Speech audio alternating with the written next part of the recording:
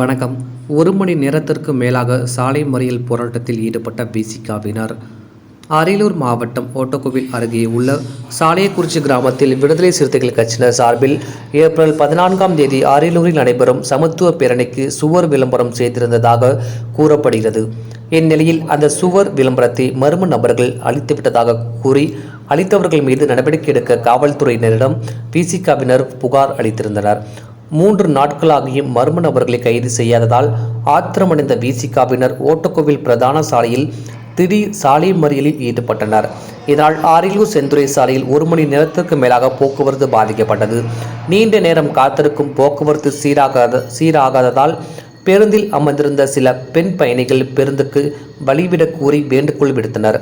இதற்கு விசிகாவினர் மறுத்து அவர்களிடம் வாக்குவாதம் செய்ததால் இரு தரப்பினருக்கும் இடையே வாக்குவாதம் ஏற்பட்டது. இதனையடுத்து அங்கு வந்த போலீசார் இரு தரப்பினரையும் சமாதானப்படுத்தி போக்குவரத்தை சீராக்கினர். 1 மணி நேரத்திற்கு பிறகு அரியலூர் செந்துறை சாலையில் போக்குவரத்து சீரானது. டிஎன் செய்திற்காக அரியலூர் மாவட்ட செய்தியில் எஸ்பி ரவிச்சந்திரன்.